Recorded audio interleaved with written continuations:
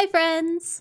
Hi, friends. We're back. It's episode 118 of the Brunch and Judge.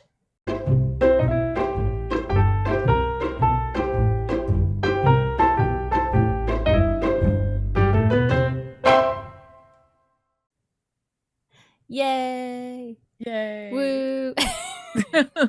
Yeehaw. We are your hosts. I'm April. And I'm Claire. And this week we are talking Wait, It Gets Worse. Unfortunately. So for the vast majority of you, because I know you never listened to this podcast because no one listened to it, but many years ago, a couple of friends and I did a podcast called Wait, It Gets Worse. And I loved the concept, obviously, because I was there. So that is what inspired this topic. So in honor of Brian, if you're listening, this is for you, Brian. This is for you.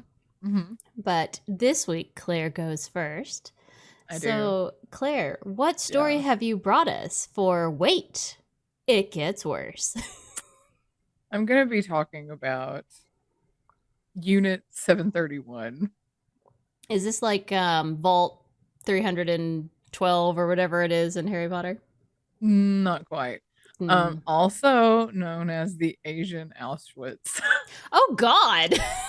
Well, that got worse very quickly, didn't it? Yeah, it did. So. Well, hells. Okay. All right. Yeah. Buckle in. This is going to be a downer. And I don't even trigger warnings for everything. Like literally the subname of it should tell you everything you need to know. Right. I mean, terrible. all the trigger warnings for everything. So once I get into the experiments, if you have any kind of whatever, just, Can whatever I tune out? I know, whatever bad things you can imagine, just imagine it. That's all there is to it. Goody. Yeah. So, like I said, before I remember my sources. Yay. Wikipedia, all that's interesting, The Guardian, and pacificatrocities.org. Well, that tells you more you need to know. Right. It's on Pacific Atrocities. All right. So let's just start off. World War II introduced us to some of like the most well-known villains in the world that we've heard of. The Nazis, obviously. Also has some other equally nefarious players that you all might not have heard of. There was this thing called the Geneva Protocol in 1925, also known as the Protocol for the Prohibition of the Use in War of asphyxiating, poisonous, or other gases. So that's probably why they called it the Geneva Protocol, because that's a really long name. Wow. So that was in 1925? Yes. Damn. Okay. Oh, wait, there was more to that name. Asphyxiating, poisonous, or other gases, and bacteriological methods of warfare. Anyway, it's a really long name. Yeah. For this. So Geneva Protocol. And what it did is it was a treaty prohibiting the use of chemical and biological weapons in international armed conflicts. So I'm assuming because of some of the bullshit that they pulled in World War I. Right. Mustard gas was bad. Right. That's probably what led to a lot of that. So I'm assuming that's where that came in. Well, Japan was like, hold my beer. And they saw that this was kind of a verification of the effectiveness of chemical and biological weapons. So they basically were like, oh, you're not the boss of me. So bet. And I guess better to ask for forgiveness than permission at that point. I don't know. So they're like, we do what we want. We're gangster. And so some history that led up to a lot of this. In 1931, Japan invaded Manchuria, anyway, upper northeast China. So they were not in Japan at this time. They were able to take over this area and begin an occupation in this part of China. So it's like way up north in like the northern, almost like part of Russia too. Like, and because they had control of this area that was so far from their home island, they decided to start building a research facility that was kind of hidden away because that's what We do when we're terrible Mm-hmm. people. Mm-hmm. Um, yeah. So that's where Unit 731 started. There was a guy named General Shiro Ishii, and he was the one who kind of started it, and it had other units, other buildings in other places, and all of them collectively were known as the Ishii network. But this one, 731, was like the main player. They had one building, it kind of got destroyed, so they moved it to this other place called Harbin. But on paper in Japan, it was officially known as the Epidemic Prevention and Water Purification Department of the Kwantung Army. Don't at me on that pronunciation. I Anyway, so won't. that's what it was officially like on paper was known as. But there was no water purification or No. any Noted. of that. So you're saying they lied?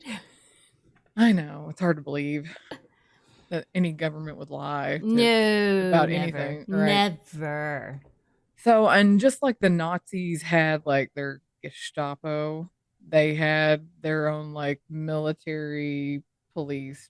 The Japanese Imperial Army had their special service agents Mm-hmm. that were responsible for finding test subjects for Unit 731. And a lot of these people were prisoners of war, regular civilians like Chinese communists. Mm-hmm. Not just Chinese though, there were Koreans, Mongolians, and Russians. So Oh. yeah, and so they were taken to the facility for experimentation, and they really wanted healthy people because I guess when you're fighting in the army, like the army only really wants healthy people. Like you Right. can get discharged for all kinds of nonsense with your health when you're in the army. Mm-hmm. At least the US Army. I'm not sure about other countries how they do their thing, but us, it's like, oh, you got flat feet, you can't do it. It's like whatever. So this is where it's like it gets worse. Mm-hmm. So trigger warnings, lots and lots. So one of the things they would do is they would infect prisoners by exposing them to bombs designed to dispense harmful substances that were gaseous, harmful to inhale or come in contact with your skin. Damn. Yeah, that were like blistering agents, those kind of things. And they would study the effects that they would have. Typically, there were no survivors, but on the off chance that there was or were survivors, they were typically euthanized and then studied during autopsy, and they would use potassium cyanide or chloroform to kill any who survived. Occasionally, they'd be merciful and shoot one in the head, but that's like on a generous day. Wow. Yeah. You're just like, Wow. That is dark shit. yeah. If one of the researchers wanted a brain to research, they would just go take a prisoner from his cell and bash his head in bash it open with an axe. And then the brain was taken from the pathologist, and then the body was just taken to the crematorium. Oh my God. Yeah. Subjects, prisoners were injected with diseases, but were told that they were vaccines. And so they would study the untreated effects of syphilis and gonorrhea. For some reason, they were obsessed with syphilis specifically. Yeah. Fair, I guess. It makes you Um, crazy, doesn't it? Doesn't it? yes. Syphilis eats holes into your brain. Yes. And to go with that, prisoners were subjected to repeated sexual assault by guards on a regular basis, and they would find guards. This is what's really shitty. They would find guards who had syphilis to come in and sexually assault men and women to give these people syphilis, and would keep having them sexually assault these people until they contracted syphilis. That is fucking horrific. Yes. Claire, where the hell did you come up with this? This is awful. It's pretty terrible. Like, I was just like, I mean, it took me forever to find something that was like because I kept finding books on things that kept, it gets, Mm. and I'm like, I just need a subject, not a book, you know. And then finally this thing, and I'm like, what's that? And I clicked on it, and I was like, Oh, oh hell no. it's like this Like, does keep getting worse. yeah, yeah. God. Um, thousands of prisoners were subjected to vivisection, which is basically surgery, like exploratory surgery, Mm-hmm. but it was without anesthesia. So they were infected with diseases, and they would study them, and then they would perform surgery and remove organs and study the effect the disease had on the person, but they would not use any type of anesthesia. They would just start cutting on them while they're alive, awake. Why? Like, why? Like, some of the stuff I'm going, okay, like, I get it. You're assholes and you're bad or whatever, but like, Mm. why go to this length to do this when it would be just as easy to knock them out and do it? Yeah, because I mean, you're sitting there talking about a live person who's Like, squirming, who's screaming. you're Like, even when you it's like torture trap is them, like a component to what they want as opposed to like right, a means to an end. Like, right, ew. yeah. So they would also like cut off blood flow to your limbs to specifically try to cause gangrene. Then they would cut said limb off, and then they would attach it to the opposite side of the body, reattach it. So like they'd switch your left and your right hands or arms or whatever. Yeah. And then they would like just do amputations on people to see like the effects of blood loss, to study blood loss,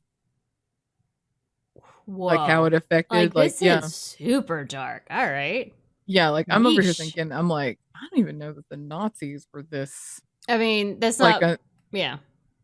It's not quite as, like, they killed lots and lots of people. and they did lots of experiments on like twins and stuff like that, but this is like, yeah, I'm like, Mm-hmm. some people's stomachs were removed, and then they reattached their esophagus directly to their intestines, which I'm just Okay. like, but why?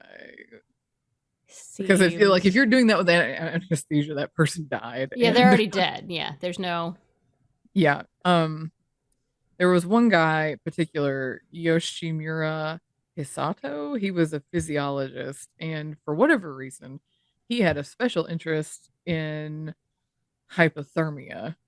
And so his were tests, they would want to test the prisoner's reaction to frostbite. And so he would do all these things, submerge limbs in ice Mm-hmm. until that particular limb was frozen, as solid as he could get it, until there was like a coating of ice on the skin. And he would time like how long it took to get to that point. And then they would test different methods for thawing said limb out. So different things like dousing it with hot water, using an open flame, leaving it to thaw out like on its own, just open air. Um, but here's one thing. They were able to prove that the best treatment for frostbite was to submerge a limb in water that's between 100 and 122 degrees, but not hotter than that, because that's bad. Mm-hmm. So, Gee, thanks for figuring that out for us in the most horrific way possible. right. Like, you're like, come on. Are Mm. you kidding me? Like, it's Wow. just OMG. Um, they also studied flamethrowers and the effects that they had on covered and non-covered skin. Ugh. And they would also study prolonged X-ray exposure, which wound up sterilizing a lot of people and Mm-hmm. killed hundreds. Um, Studied the effects of lack of food and water, how long humans could survive without. So they were just withhold all food and liquids from people. Um, they would study the effects of G-force for pilots' purposes, but they would put prisoners in these large centrifuge contraptions and spin them around at high speeds until they either passed out or died, which typically happened between 10 and 15 Gs. So Awesome. Yeah. Yeah. You're just like, great. Yay for these people. You're just sitting here and Yay. you're like, this went on for like, you know, over a decade. Because up until, World War II ended. So it's like what? Something like 15 years. Yeah. Like, God. shit. It's bad. Women were forcibly impregnated and then put through weapons and trauma testing. Like they had a big thing where they wanted to do tests on pregnant women. So any woman who was like childbearing age, also with the sexual assault and the syphilis, they would try to get them pregnant as well. And so they would infect them with other diseases, do chemical kind of weapons testing on them, uh, put them under like crash injury testing, uh, shoot at them, do some kind of shrapnel testing. And then after the woman died, obviously, they would cut her open and study the unborn fetuses and the effects of what the trauma had on the fetus, how, it affected that. Again, they were especially interested in pregnant women with syphilis, like how that affected the fetus, which I'm just like, what is it with the syphilis? I don't understand. That is a really bizarre thing to be obsessed with. It's like, of all the things, it's like syphilis. Right. It was, syphilis seemed Okay. to be like that. And there's a lot of plague stuff on here too. A lot of plague things. It's just. Which, I guess maybe then they didn't know what to do with. But like that's super easily, both things are actually easily treated and cured now. So like it's like, Right. okay. Right. And this sounds very Nazi, but they would test the effectiveness of various weapons. So they would get groups of prisoners on a firing range and fire a variety of weapons at various distances, like a Nambu 8mm pistol, something like a bolt action rifle, machine guns, grenades, etc. Damn. And they would study the wound patterns and the depth of penetration after the people died, obviously. But see what gun was effective from what distance, which I mean, I get that, but did it have to be on live people? It didn't need to be. None of this needed to be on live people. Not any of it. It would have, no. Yeah. It would have been fine. No. Yeah. So their goal, obviously, was to develop weapons of mass destruction for use on Chinese population and eventually American and Russian forces. Because a lot of this, like them occupying China, was about the same time all that nonsense was going on with Germany occupying Poland and all that. So their stuff with Germany, all that was like leading up to World War II. So that's why it was like, oh, well, test all this on the Chinese, but we're eventually going to use it on the Americans and the Russians and Awesome. or World War II. Yeah. And they also wanted to try to like breed the most lethal strains of plague possible, so they would keep infecting people and try to make the strain stronger and stronger. One strain, is it Bacillus? Bacillus. Anyway, the strain of this plague. They kept infecting people, altering the strain. But anyway, the last generation of victims that were exposed to this plague, it was super strong. And I guess they thought they'd perfected it and got it lethal enough. So they took this last batch of victims and exposed them to a bunch of fleas. Oh no, not fleas. Well, so then they collected the fleas and put them in dust and sealed it inside clay bomb casings. Oh no.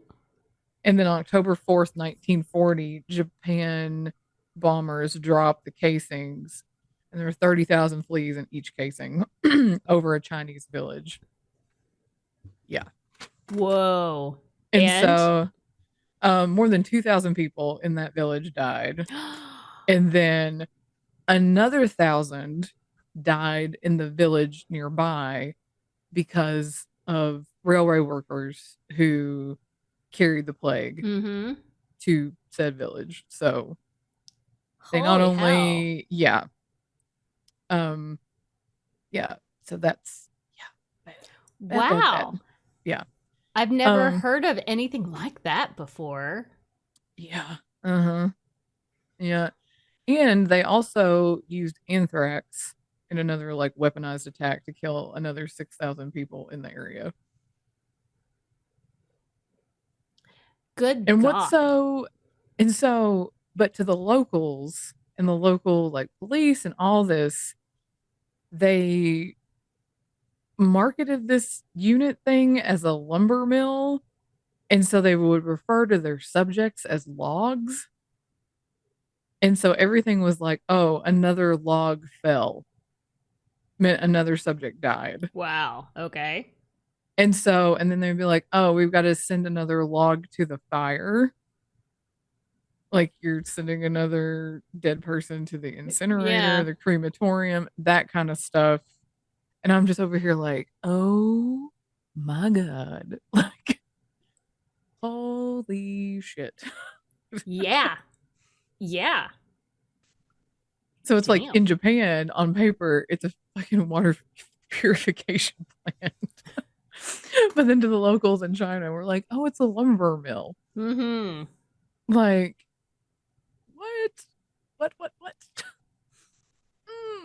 And so, yeah, this all was going on during World War II, but not in Japan. It was in China. So I Mm-hmm. don't think anybody knew this. So, you know, World War II happens. US bombs Hiroshima, Nagasaki, and they surrender. And General Ishii, he obviously was like, shut your pie holes, don't talk about Mm-hmm. it.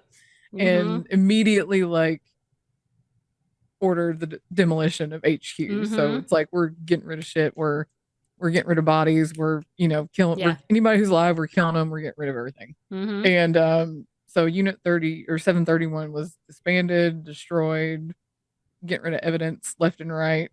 Um so here is the cherry on top of this shit pie. Oh, goody.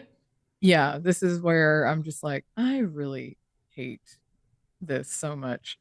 US authorities secretly granted the unit officials immunity from prosecution in return for access to their research records. Oh my God. Yeah.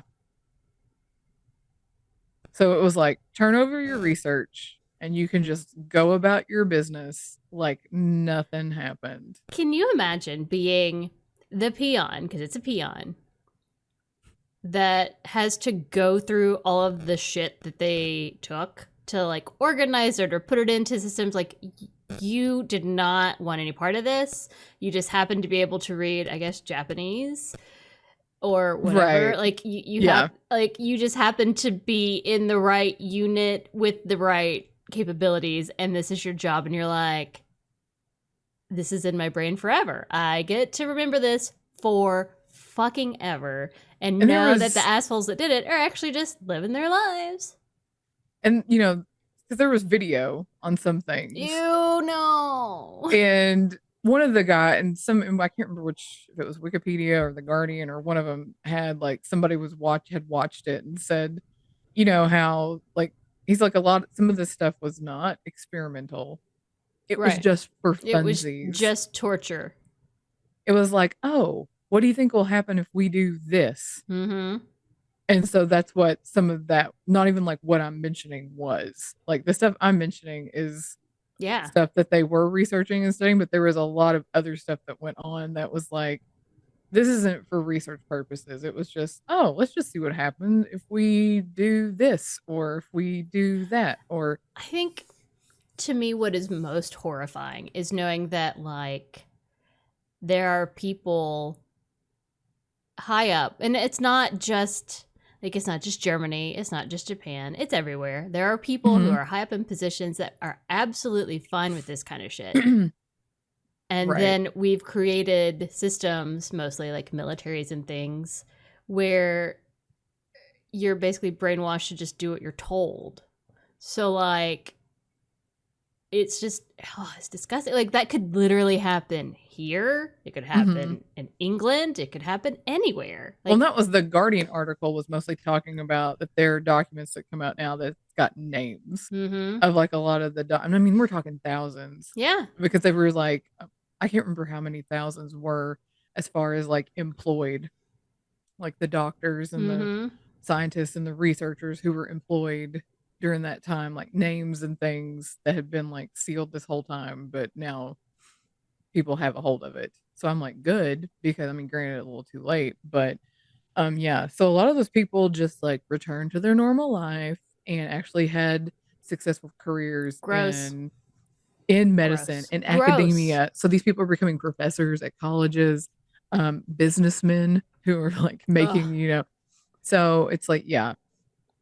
And like, there's so many like things they don't know because they did destroy a lot. So they're guessing that after all said and done, that we killed anywhere from 200 to 300,000 people. Good God. Like, it was just like revolving. Nobody made it out alive. It's Wow. basically Yeah. like once you went in there, that was it. That you were done. And so I'm guessing like anybody who was alive when they surrendered, it was just like everybody died and they buried bodies. You know, because there were some in those articles that are talking to people who were there who remembered burying bodies because they were trying to, you know, get rid of evidence. Yeah. Get rid of, you know. You hurry, shred all the documentation, and also, hey, bury all the literal bodies. Right. Jeez. But to me, that was like the cherry on that shit pie. Was the U.S. just as like, oh, what you got? Give us what you got. We did that same kind of shit with the Nazis. Like, and what that's the why hell? I'm like, are you kidding me? What the fuck is wrong with our government? Because I'm like, this and is you like know another... they're still doing that kind of shit today. Like, oh, you know, well, just give us all your stuff. We'll let you, you know, have a perfectly fine life after you horrendously murdered people on this Memorial Day weekend. No kidding. That's why I'm like, to the next person who like gets all up in arms because somebody knelt for the flag or whatever. I just want to remind you that you are standing up for a country who allowed Nazis to come over, which is why we probably have one of the biggest racial problems ever, because they allowed that nonsense to happen. And then we did this. Yeah. And we let a bunch of like people who probably should have been tried for war crimes. Yeah. Yeah. They probably should have been tried for war crimes, but we let them go for their research. And I'm going to use that term really loosely. Research my ass.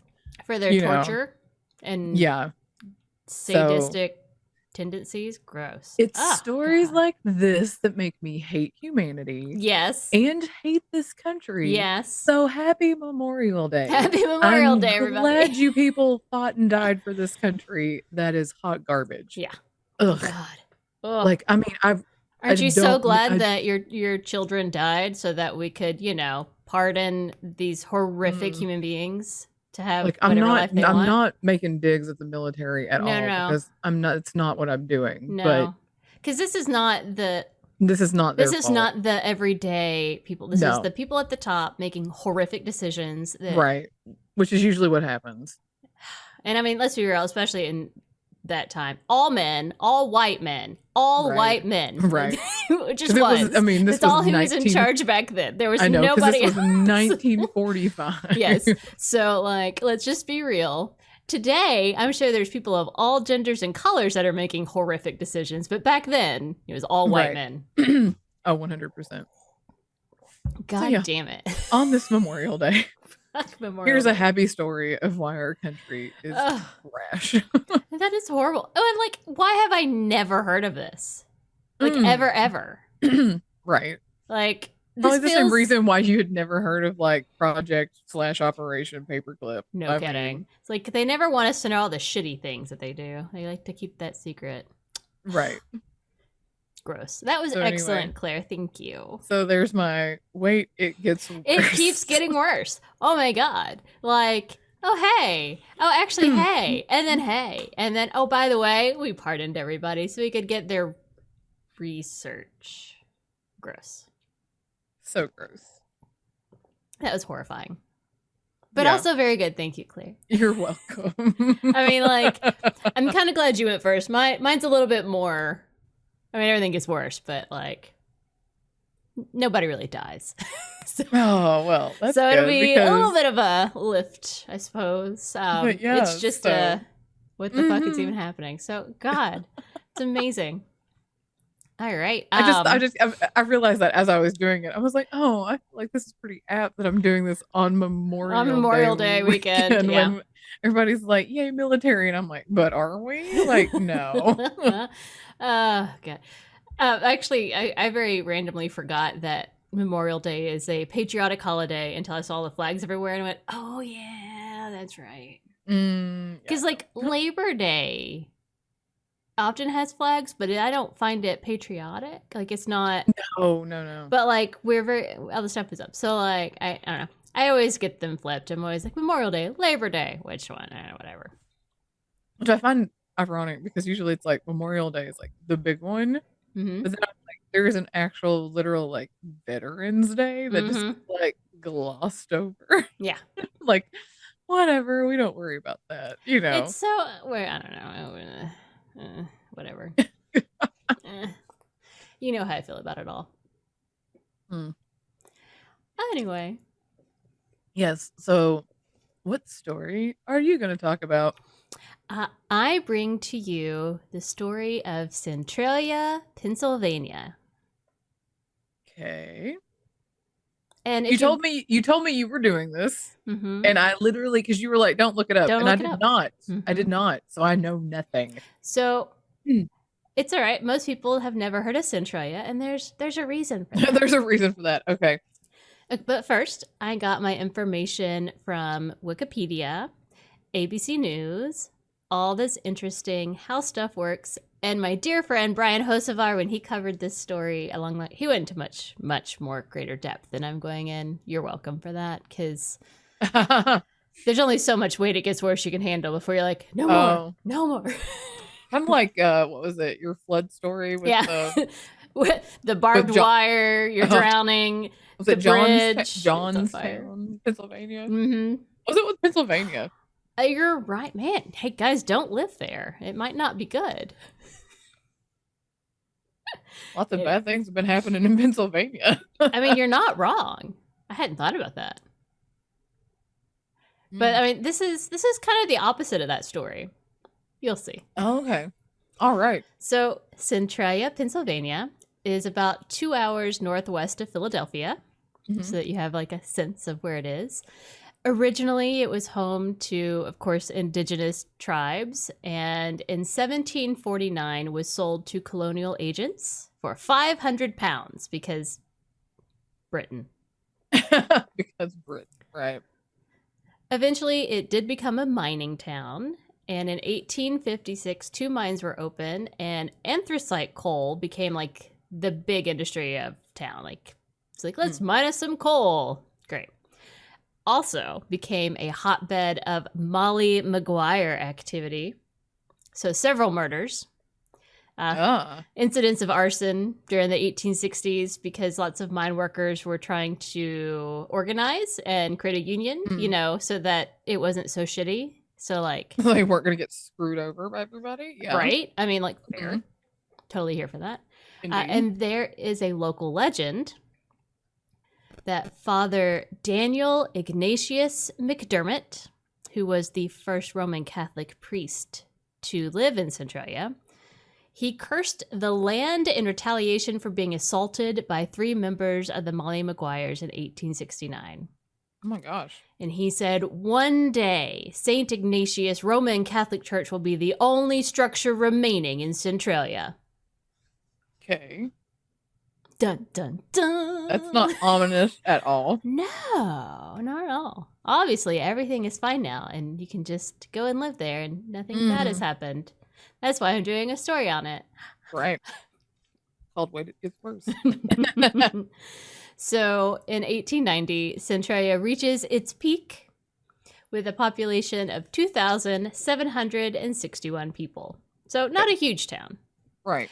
But they had 7 churches, because, 5 hotels. Why would you need 7 churches for a town that small. I can tell you. Are you ready? Because 7 churches, 5 hotels, 27 saloons. Priorities. 27 saloons. Gotta have options. Got to have your options, man. There are also 2 theaters, a bank, a post office, 14 general stores, normal town with 20. How much do you want to bet there was at least 2 or 3 people who have been like kicked out of all of those saloons and like banned because they were absolutely. Absolutely. Banned from all 27 saloons. I kind of assume that's what happened is like you get banned from them all, so you had to start your own saloon. So it kept rising. Yeah. Probably. You're probably not wrong about that. But of course, 1929 came and the crash, and it caused many of the companies to go out of business, so mines were closed. But that did not keep bootleg miners down. Okay. They came and started extracting the coal themselves, without any sense of safety or concern. Because bootleg. Right. So they would take coal from the pillars that had been left to help support the mine. Oh, no. And so, of course, many collapses occurred as a result of that. But that meant that a lot of the mines there that had been abandoned were not structurally sound, even if they hadn't collapsed. But coal mining continued on until the 1960s in some way or other. Just lots of problems. So 1962, this is where things get interesting. Are you ready? Mm-hmm. The Centralia Borough Council hired 5 members of the volunteer fire department to clean up the town landfill. That doesn't sound like a fun job. It does not. So I'm like, no thanks. The landfill was located in an abandoned strip mine that was next to Oddfellows Cemetery. What a great name. Which was just outside of like the city borough limits. And this was not the first time they had ever done something like this, where they cleaned up the landfill. But this was the first time they were doing it at this landfill site, because this landfill had just been built earlier that year. So it was still new landfill site. I don't understand that concept, but whatever. It was 50 foot deep and about half the size of a football field. Okay. So, May 27th, 1962, the firefighters set the dump on fire to let it burn. Apparently that's what they did. This is before anyone gave a shit about climate and burning and whatever. Right. And again, super normal. This is just what they did. But the city, by law, was required and responsible for installing clay barriers between each of the layers of the landfill because this was part of the process. And they had fallen behind schedule. Oops. Oh, no. So they had lined the pit with a material to help contain the fire, like edged around it, or try and make sure that it didn't spread or whatever. Right. And they burned it all down to ash, and then they doused the embers with water so that the fire would be extinguished. So they thought. But 2 days later, residents are seeing flames again, and so they call the firefighters, who are baffled. They're like, we put this thing out. What the hell? And so they come in with bulldozers and rakes, and they're trying to figure out what's causing the flames, try to put it out. And, they realized that at the bottom of the pit, next to the north wall, was a 15-foot wide hole, several feet deep, that was actually an unsealed opening into the abandoned coal mine below. Oh, God. Now, oh, no. Because trash had filled that area, concealing the gap, they hadn't lined it with any fire retardant material. They had no idea it was there. No idea. And anthracite coal doesn't need much encouragement to catch fire. In fact, in certain circumstances, it can just like spontaneously combust, like Oh, no. all on its own. So like it doesn't need much. Right. So now the coal mine is on fire below the dump. And residents start complaining about foul odors in their homes and their businesses. Oh, I bet. People are starting to see wisps of smoke come out of the ground near the landfill. A gas station owner tests the temperature of like his buried gas containers that are supposed to be, you know, to check their temperature, and they were 100 degrees above normal. Oh, no. So the town is like, well, this is bad. So they bring in a mine inspector. Well, this is bad. No, This you is think? bad. So they bring in a mine inspector who checks the levels of carbon monoxide, and he's like, you have a mine fire. Mm. And soon lethal levels of carbon monoxide is seeping out of the mines and up into no. the world. And so like all of the mines that were still open at that point are shut down. And because they're all kind of connected. Because it's coal and it just kind of Right. They all, burns. yeah. So like this fire is sweeping through mine tunnels and through coal seams, and apparently the flames descended as far as 300 feet below ground. Oh, no. Sometimes reaching temperatures of 1,350 degrees Fahrenheit. Holy shit. What?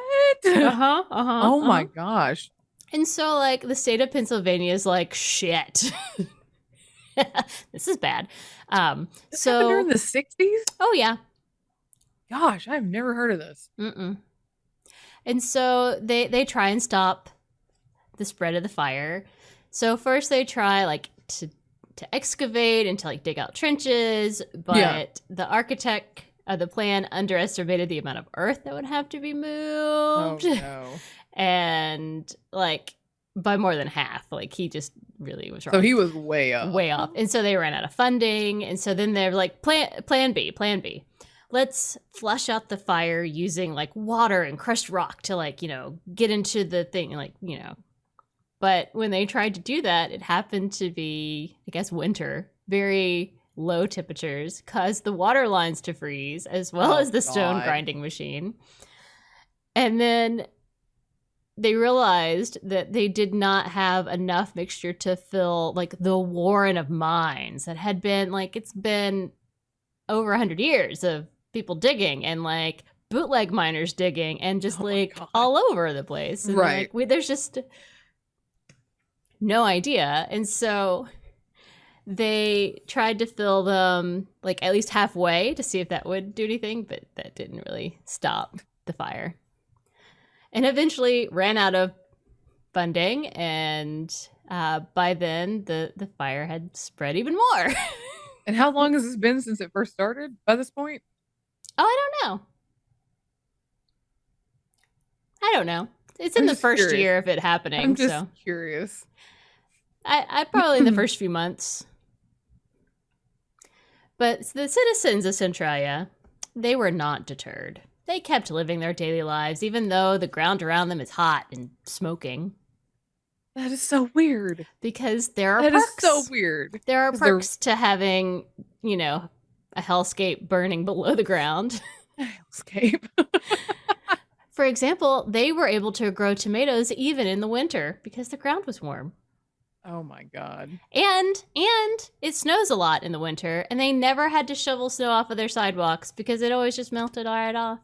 Oh my Lord. I mean, to be fair. Never mind if the carbon monoxide's going to kill you. Yeah. But to be fair, mine fires are not that rare. So they had been through something like this before. They usually just burn out on their own. It's not it's not great, but, like, you know, it'll be fine. But then 20 years pass. And the fire has not stopped. The fire is still going on. 20 years? 20 years later. Stop. Fire's still The going. same fire? Same fire. Crap. And things are getting worse. Residents, because that's the theme of our story, it gets worse. So residents are starting to pass out in their homes now from the carbon monoxide because it's leaking up into their homes to the point that it's causing people to pass out. Trees are now dying because the earth is on fire, like underneath them. Oh my gosh. The ground is literally turning to ash. So we're into the 80s now. And Yes. this is the literally 80s. the 80s. The 80s. My gosh. Roads and sidewalks are buckling from the intense heat underneath. So, wow. Yeah. So we are now to Valentine's Day of 1981. Okay. 12-year-old Todd Domboski was outside playing in his grandmother's yard when a sinkhole opens up beneath him. Oh, no. Now, he manages to grab a tree root that keeps him from falling in because it is a 150-foot deep hole that opens, and it opens to a raging inferno below the ground. So he's you think it's like the floor is lava? Yeah, the floor is literally lava. You're hanging on when to you're talking about this. a fucking tree root dangling over hell. I mean, like, that is hell below you. Like, how do you... Oh, my gosh. His cousin I feel was like there. To me as an adult, like, sinkholes to me are more terrifying now than, like, quicksand was, like, back in the day. Like, you remember quicksand was, like, all over the place? I was so prepared for a life filled with quicksand, and it's never been there. I feel like as an adult, sinkholes. I've seen more sinkholes on the news that it's like, I'm starting to, like, be fearful of that because you've seen people just, like they just disappeared into the sinkhole, never to be seen again. And I'm like, oh my God, that's terrifying. Yeah. Like, that is terrifying to me. And for it to open up into like you said, into hell, like I can't even imagine. It's literally like, a portal to hell. Like, I cannot. No, thank you. But so thankfully, Todd's cousin was there, who was 14, and was able to pull him up. So no one died. Oh my gosh. Good. Todd is forever scarred. I'm certain yeah. he is still in therapy. I'm sure he's still alive. It's not that long ago. So, like, yeah. Right. Todd, wherever you are, damn. And so, at that point, the temperature of the burning underground that had opened up into the hellscape that was trying to take poor Todd was over 900 degrees Fahrenheit. How do you even combat that? I don't. You don't? Like, oh my gosh. And so, like, a plume of hot steam that billowed up out of the hole, they tested, like, the air, and it was, the carbon monoxide was like, lethal. So, like, my God. So, it's 1983. I was born. You're welcome, world. And at this point, Pennsylvania had spent more than $7 million trying to put out this fire, and it still raged on. A child had almost died because, like, literally just managed to grab a tree root. And people were getting really sick from carbon monoxide poisoning. So Pennsylvania was like, it is time to just cut our losses. We got to abandon this town. Like, it's you got to go. And so the federal government appropriated $42 million to buy Centralia and demolish everything, relocate the residents. But some people just did not want to leave. And, like, the ground is literally on fire. Like, at any moment, a portal to Hell Sinkhole may open up and swallow you. But they're like, this is our home. We're not leaving. I'm like, why would you know? At that point, just get out. I know. So, like, GTFO, guys, come on. For 10 years, like, legal battles ensued. I mean, several people did leave. Right. They were like, fuck this. Okay, bye. They're like, okay, I'm done. Yeah. And so 10 years, legal battles, yada, yada. 1993, Pennsylvania is like, this is insane. Eminent domain, it's ours. Like, right. And at this point, there were only 63 people left living in Centralia, and they were officially squatters in the houses that they Oh had my owned for God. decades, but they would not leave, to the point that they still had like a town council. They still had a mayor. They still paid their bills as a city or whatever. That's wild. But like, the government took away their zip code. They're like, you don't exist anymore. The state road was permanently closed because it was not safe. To which the literally town's like the fuck we are. We exist. Yeah. You can't tell me what to do. Again, like, we're gangster. Yeah. We do what we want. So right. So like the state road that ran through, that was literally the way in and out, that, you know, was permanently closed because the pillars, the subterranean pillars that held up the pavement, had been destroyed by the flames, and it was gonna just turn into a sinkhole, essentially, where it was just gonna eat cars. And it was, yeah. So 20 years later, 2013, less than 10 residents remain. oh my God. And finally, they win a settlement against the state and were rewarded about $350,000 each and ownership of their properties until they die, at which point Pennsylvania is able to take the land and demolish whatever's left. So it is now 2024. Is it even worth it for that? There are 5 people left. 2024. The fire is still burning.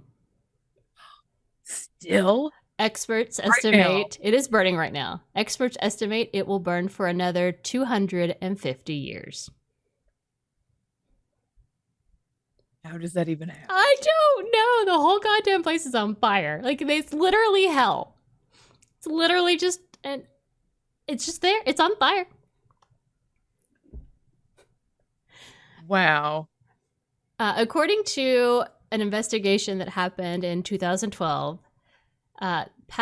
passageways that were under about 400 acres of the land had been on fire at some point, at some time or another. So it has burned through like 400 acres worth of tunnels already by 2012. Gosh, I cannot even. Today, you can go to Centralia as a tourist attraction because dark tourism is a thing. And you can see plumes of noxious smoke rising up from the ground. That's what I was just saying. You have to like walk in with like a canister of oxygen to like so you can breathe. I'm like, okay, like, don't get me wrong. There are some dark tourism aspects or things out there that would fall into dark tourism that I want to see. Like, I would be curious to see the catacombs in France. That is fascinating. Same. Do not want to visit the whatever the town was where the nuclear reactor exploded or whatever in Japan. Don't want to go there. You can, but you don't want to do that. Don't want to go here where the ground might literally open up and just eat me. Right. Like suck you into a hellscape. No, thank you. To this day, smoke Like, do I want to go to rise. Chernobyl? Do I want to go to Chernobyl? I do not want to go to Chernobyl. No. Not at all. Not even a little bit.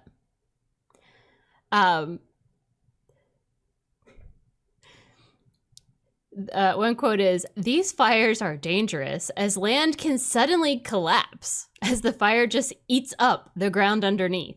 And such collapses can damage houses, roads, train tracks, etc." He's like, this guy's like, don't go visit. This is not a safe place.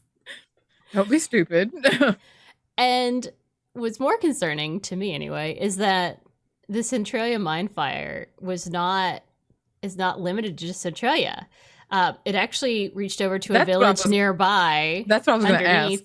Underneath the village of Burnsville that also had to be abandoned because, you know, fire. And I'm like, what happened? Like, what if it hits another, like, oh, we found a new mine to go through and now we're going to go burn all of Pennsylvania. Here goes America. Right. It's on fire. Literally, Claire, a dumpster fire. It's literally the dump caught on fire and everything is on fire now. That's wild. That meme. Oh my God. Which I think it's funny that it was Burnsville. Yes, it's actually BYRN, but that's funny that it's Burnsville because it's better. It's better that way. It is. Centralia was the inspiration for the video game Silent Hill, in case you're into that. Oh, okay. But Centralia is not the only fire that is just going and no one talks about. No one seems to care. Like, how have I not known that there's a raging fire underneath the ground that has been going on for like 50, 60 years? 60 years. God damn it. It's a long time. At this point, right, yeah. Like, shit. But apparently in New South Wales, Australia, there is a famous coal seam under Mount Wingen? No idea, I'm not from there.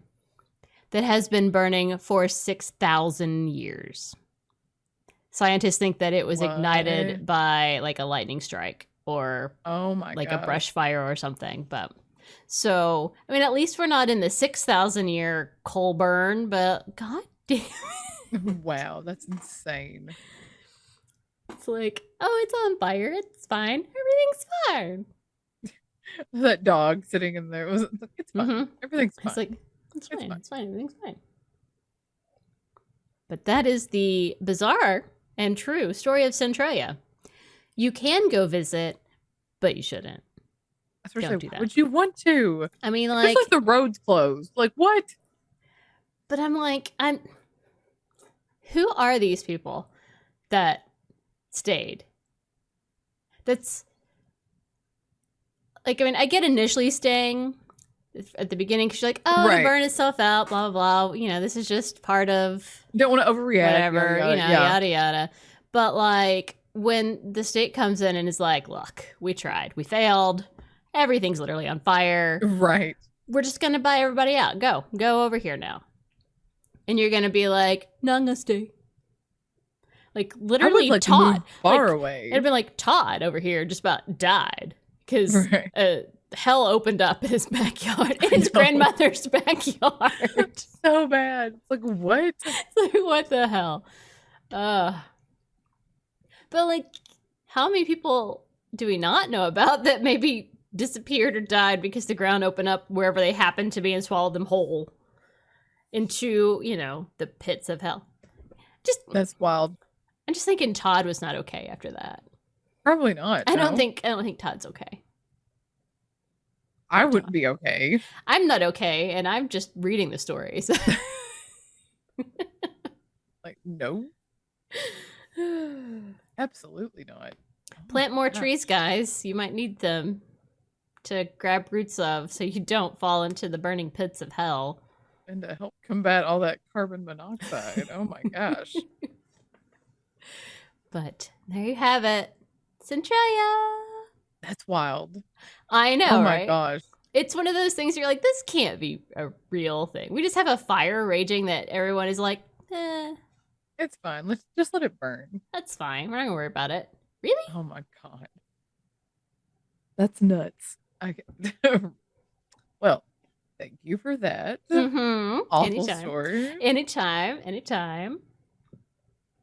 And I guess that means Claire. Yeah. What are you judging this week? I don't know. You don't know? There's a lot. I don't know. There's a lot going on. I don't know. I feel like I'm always doing like crappy judges. Like, fuck this person. I mean, it's the joy of a judge. I know, right? Like, too bad I can't do something like, is there anything good that's happened? I don't know. I don't know. Kind of hard to come up with a good thing after. I know, like after all that Debbie Downer stuff, I'm like, the ground is on fire and the country is shitty as always. Got it. Right. I know, it's like they were shitty even before y'all thought they were. I guess I do the life update as my judge. There you go. Do it. Yeah. In my weight loss journey, I've finally crossed over into losing 100 pounds. Yay! So I've lost 101, which is like, what the hell? Woo! I can't be like too screamy excited. It cuts it off because of my whatever. So I'm like, yay! Yeah, I know. You're like, make it all like Hands. loud and crazy. Mm-hmm. I know. It's just like, thank God. Finally. Congratulations, Claire. I know that's huge for you. Like I know, it's that's a huge milestone for you, and it's amazing. wild. I know, and it's just like in like a little over a year too. It's Mm-hmm. just like, damn. It's crazy what a year can do. I know. And I never really thought I'd get to this point. Honestly, not gonna lie, when I first started, I'd be like, I might lose like 30, 40 pounds Mm-hmm. and then like top out and then be crap. But no, I have not. And I'm just like, yay. Yay! And now I'm like sitting around like the lowest that I've weighed as an adult. So hopefully I can. This is like where I usually like hit my wall, where I'm like, Mm-hmm. nope, no more. This is like where I usually just like around this weight. It's where I'm like, I'm not gonna lose any more than this. At least it's how it's been in the past, but hopefully not this time. Anyway. But even that, like the weight wise, like Mm-hmm. my size is smaller. Like this is the smallest like size wise as far as like clothes and everything else that I've worn too. So that's Yay! weird for me. And that's another thing is it's like I'll judge this as far as like clothes. Mm-hmm. Women's clothing, man, y'all fucking suck Yes, they do. because it's like nobody has consistency across No, brands or no. anything. And I it's bought the just like, exact same pair. I tried on the exact same pair of jeans. They were just different color. yes. And Mm. like, Mm-hmm. uh, in one of them, I was a size 8, and the other, I was a size 10. And I was like, why? It doesn't make Right? any sense. It's the same fucking jean. It's just a Right? dark wash versus a light wash. I don't even understand, but And it's the okay. same even like in But the like clothing noticeably different sizes. Like in not the just like, retail store where I work, there are mm-hmm, people who come in and they'll try on bras mm-hmm, and they'll have to get a different bra, mm-hmm. same style. They'll have to get a different bra because the color is different. And I'm like, that's so It's so fucking stupid. dumb. Yeah. Like, what is going on? Like, y'all, and that's within the same brand. Like Mm-hmm. across the brands, it's a totally different ball game. God, I Because fucking it's hate it. like, people size differently. Yeah. People, like one size extra large is different than another person's extra large. I mean, it's like, and Yeah. I now hate now that it. I'm like in a space where it's like I really don't know what size I wear, Mm-hmm. and like I don't know, like I'm starting to like possibly clothes wise size out of the store I work at because And the that's shirt exciting. I know, except for like the bras, I will like wear their bras until I die, until I like if I don't know that I'd ever size out other bras, but I'm not gonna lie, and this is not just, I mean, I am biased because I do wear their bras, but I've tried other people's bras and their bras are not as comfortable. I will say that. Their bras and their panties. I'm die hard till I die. Clothing, whatever. But Mm-hmm. their bras and panties till I die. Like even this shirt, it's like a 14, 16. I put it on and I was like, even when I bought it and I got it home and after I tore the tags off and I'm wearing it, I'm like, I grab the wrong Right. size because I'm like, this isn't. I'm looking at it like, oh, this says 14, 16, but I'm like, this feels huge on me, and I'm just like, I'm never, because usually in these types of button-up shirts, even when I Mm-hmm. was like wearing an 18, 20 top, I would always have to go for a 22, 24 because like Right. broad shoulders and my arms were bigger up here and this never fit. And the fact that Right. I'm in a button-up shirt in a 14, 16 is like wild to me. Mm-hmm. It's like, oh my gosh. And even these jeans, like, I'm always like, what are they doing with their jeans? Because I'm wearing jeggings that are 14s, and that's bizarre. That's like, what universe am I living in that I'm wearing a 14 jean?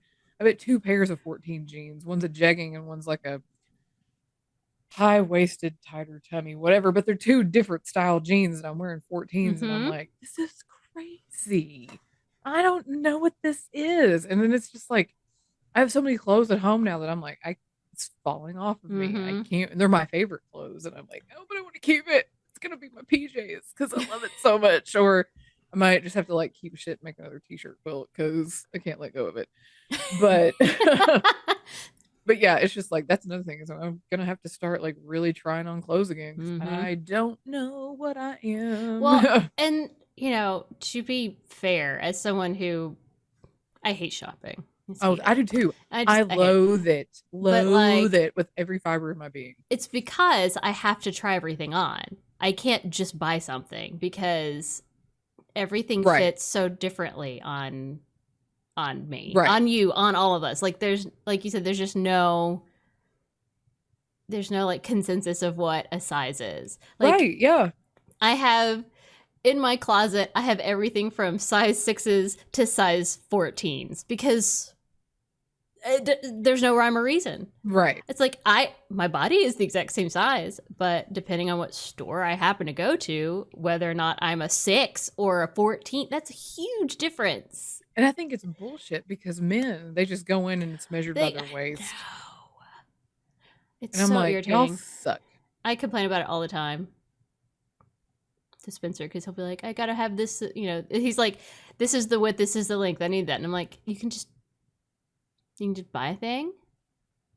Wow. And us, it's like, nope. I have to get 3 sizes of the same thing to try on, and then sometimes still have to come out and get a different size. So, Right. Like, it's a crapshoot. It really is. It's exhausting. And then I get mad at places that are like, oh, well, you can only have 5 items in the changing room. I'm like, then get consistent in your sizes, bitch. I only have 5 different items. I just had to have 3 sizes of each. So. Right. Yeah. It's annoying. Mm-hmm. But yeah, it's like at least I know how to like I can size myself for a bra to at least get close to what I need. I know how to measure for a bra. So bras for me are fine. I have lots of different ones. I tend to like Victoria's Secret the way they fit me. Because after my surgery or whatever, they seem to fit the most consistently. So I can buy a size and I don't have to try it on. Right. It's literally the only thing I can think of. Right. So I was very irritated about this because one of my coworkers at the retail place, I love her, but she's kind of a know-it-all. And she thinks she can just look at somebody and tell what their bra size is. Yeah, I was annoyed. No. And I've lost weight. Things have changed. Yeah.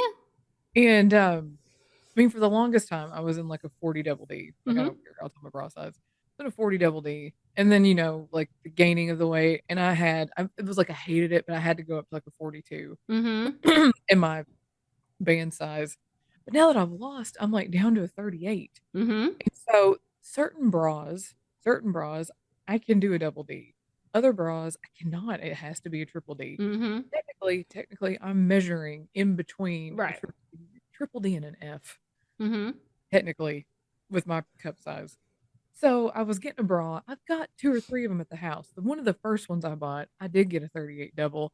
I can wear it, but I'm like pooching out a little bit. And it drives me crazy if I wear certain shirts and I'm constantly like pulling at it because I don't want to be that person that's like you're spilling out of your bra. So the other ones I bought were 38 triples. They fit fine. We got another color in and I'm like, ooh, I want that gray color. I don't have a bra that's gray. I don't know why. Yeah. I was like, I want the gray one. So it's like I go to buy it and then she's like telling me, she's like, you don't wear that size. That's not your size. And I'm like, I know what size bra I wear. Thank you very much. I'm like, no. I was like, in that bra in particular, I know I do. Because I was like, I've got several at home. Like, I know that I do. But it just drives me crazy because it's like, stop telling me what I do and don't do and what I can and can't wear. Like, just because you don't think I look like it, you just don't look like you're that big on top.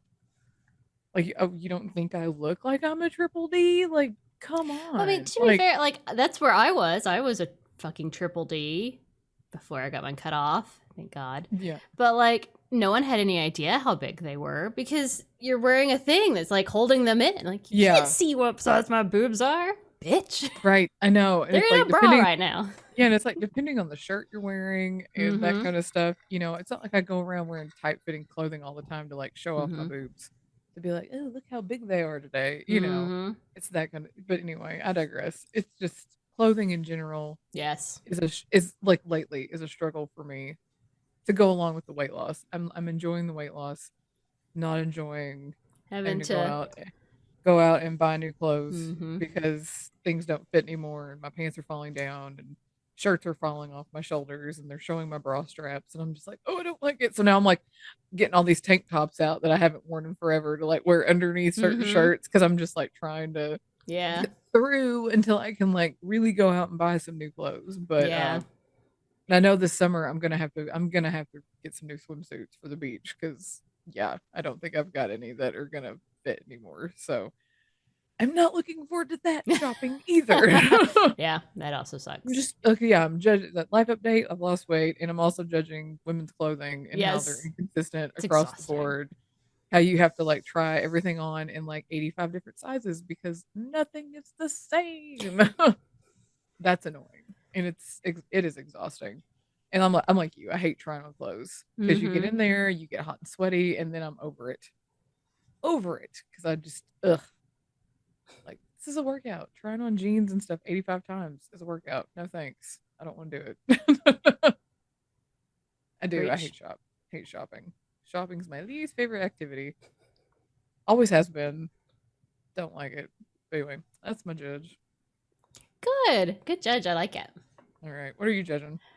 So this week I am judging, I guess, I don't know if it's us, sort of like older millennials, sort of like Okay. Gen X. I didn't know if you meant like us specifically, not like us. the two of us. No, Okay.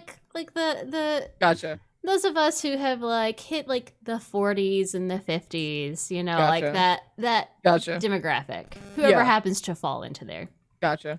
Because I love Canva, okay? Like, it's such a wonderful platform, and every year they add more stuff to it. Like, it's really cool. And so partly because I'm curious, but also partly because it's always been useful to whatever job I have at the time, right? Watched their every year they have like a big conference, and their keynote is like their big, look at all the cool stuff that Canva is releasing this year. Like, look at our new add-ons. Look at all of our cool stuff that you now can do and have access to, because it's just there. Right. Which, by the way, Claire, ours is upgraded, so you're ready if you want to play with it. I just need to get time. I mean, as far as like having access to something at home, because I don't have, my job, I've got design stuff, but at home I don't have any design stuff. And as far as like for somebody who doesn't, I think Canva is great in that aspect. But then when they send stuff to me as somebody who designs stuff professionally, it's like they don't ever send the high res stuff. And well, that's them being stupid. Crazy. Because I'm like, why are you sending me this teeny tiny JPEG that you want me to blow up into a 4x8? It's not. And they have no concept of what those file types are. They've heard of JPEG, so that's what they do.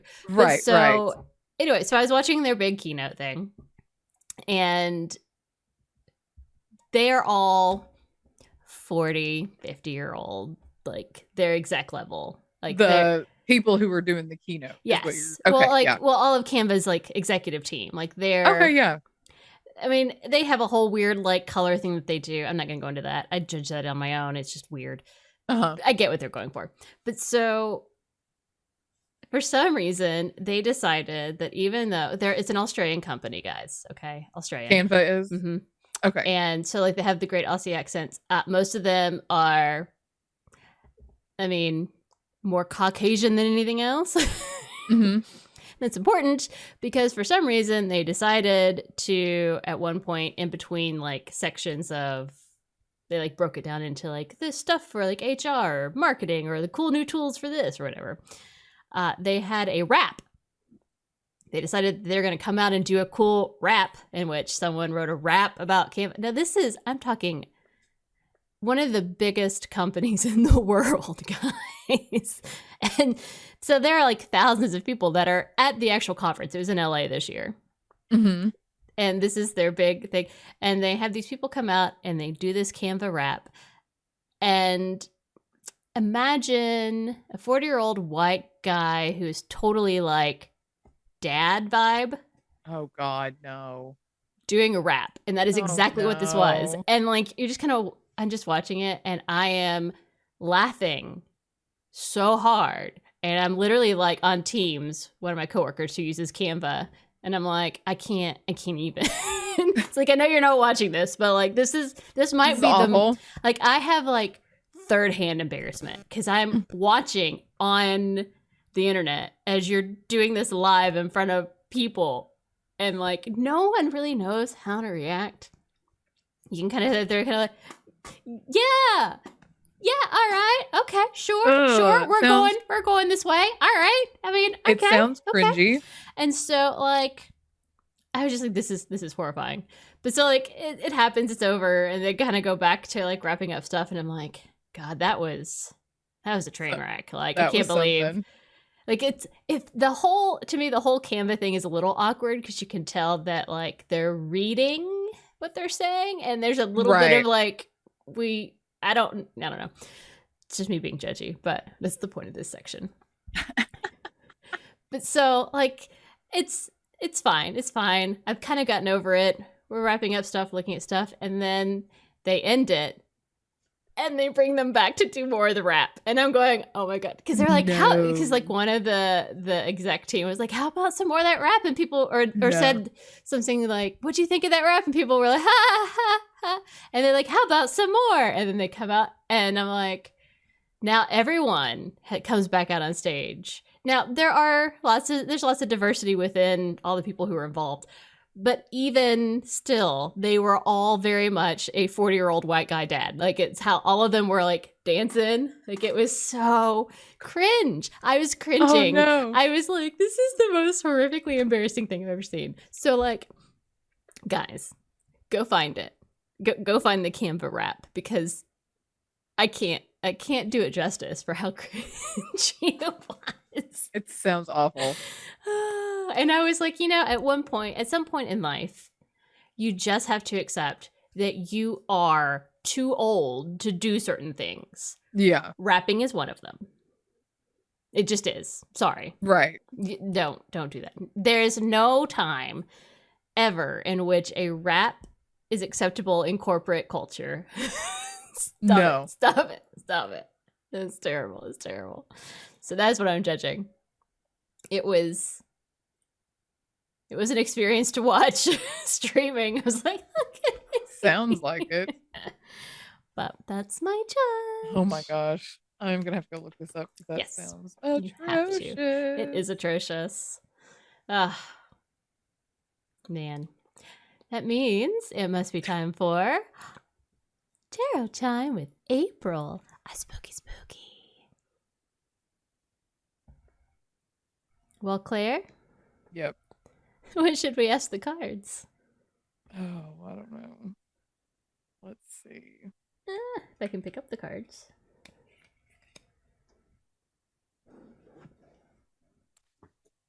Oh, I don't know.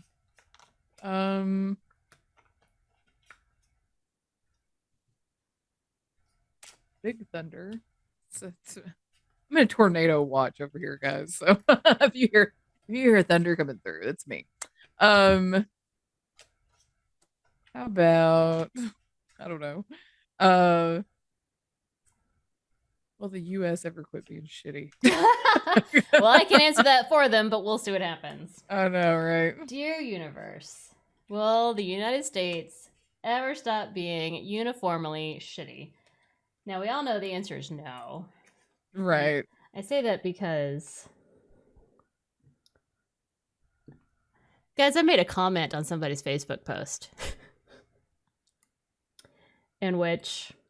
What was the post? The post was, the post was, we don't need to forgive student loans. We need to be paying our military more. And so I responded with, they're not mutually exclusive. What if we do both? Right. Yeah. And that's all I said. Someone I don't know at all. After I did not say all the things I was really thinking. Right. Like you were just being like, this isn't an either or thing. Like, like why? Why are we pitting this together? This is stupid. That's what a lot of people do. Yeah. It's like it's an either or thing. And I'm like they have nothing to do with each other. Nothing at all. Yeah. To which someone then was like, that I don't know, was like, April, because you know how they tag your name or whatever. Oh yeah. Was like, we absolutely are not doing that. To which I replied with, I don't know you. I don't know who you are. And I did not come here to start an argument. I just was like, All I'm saying is that instead of pitting people against each other, there are lots of ways that we can help people by taxing huge companies and billionaires. Yeah. Like, we can decide how to use the money to best help people. Different You're people like, in different I'm not ways. trying to start a war here. Nope. Guys. All I'm saying is this is not either or. And you're arguing the wrong argument. The issue is, why are we not taxing the people who have shit tons of money and are not using it? It's not trickling down. They're just keeping it. So, like, time to tax the fuck out of them. There are no ethical billionaires. That includes Taylor Swift, who I do love. But Right. there are no ethical billionaires. You cannot have that much money and be ethical, because ethics tell you give it away. You put it back out there. So, just saying. We'll see what happens next in that. All right. Right. United States. Looks like we have a 3 of Pentacles. The Sun. The truth will come out. Right. And the Queen of Swords. I think this is probably the demise of America happening. Probably. Hi, baby. You coming to say hello? Aggie's being helpful right now. Oh, okay. You can't see her, but she's here. You coming down? Oh, come on. There's your tail. Tail. Ah, baby. You're very precious. Okay. She likes to sit in my lap and be helpful. Oh, okay. 3 of Pentacles. Teamwork. Honest and supportive teamwork. Well, we know that's not America. This is a fantastic card for business, friendship, new opportunities, and family issues. I feel like it kind of is. It's the triumph of Team Us. It's teamwork, but with the wrong people. Yeah. It's about the triumph of Team Us over the sometimes petty needs of the individuals. Our petty needs to survive and have health care and not starve to death. This is so petty. We're so fucking petty. I know. Nice. All right. The Sun. Which we know the sun is all about shining the light. Everything is moved into the light. Reaching into the darkest, deepest corners. I wish. I know, right? I wish it was.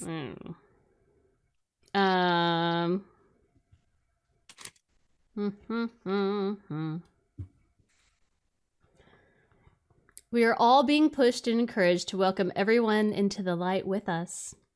It's going to take a while, and it's going to hurt our eyes a bit, but that warmth, it will grow. We will all share the light and realize that it helps us all grow together.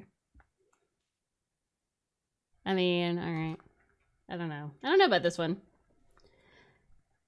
Maybe it's saying soon we'll find somebody who can put us in the right direction. That would require having a citizenship capable of seeing that and voting that way. And we know that's not real, so... Queen of Swords. No, this feels accurate. Okay. She just doesn't give a damn about your motivations or what happens to you because of your actions. That sounds right. That sounds fair, yeah. Cuts away all the emotion and feeling to get to the point. Doesn't really have time or patience to mess around with you. Stern, fair, and a very sharp tongue. She can be intimidating, but once she's on your side, it's as if you have an army behind you. I mean, that's fair. Once America's on your side, you literally have an army behind you. So, all right, fine. But, like, it still seems shitty to me. Right. Strong, independent, and forthright. Well, that's also not America. We're not forthright. We lie all the damn time. Right. So, teamwork. All about us. The sun to show the truth of what we want you to see. The queen, in which we're badass and a huge army, except only when we want to be. Yeah. Fine. Not wrong. Whatever. All right. Well, what are we going to do next week, Claire? I don't know. You don't know? Don't know. Do you have any thoughts? Any hopes? Any prayers? No. Something that we either haven't done in a long time or have not done. I do enjoy doing this. Here we go.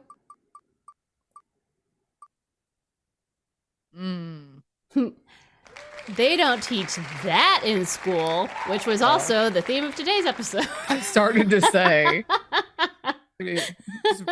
just run it twice. It's all right. Hey, come back next week, guys, when we do the exact same stories again.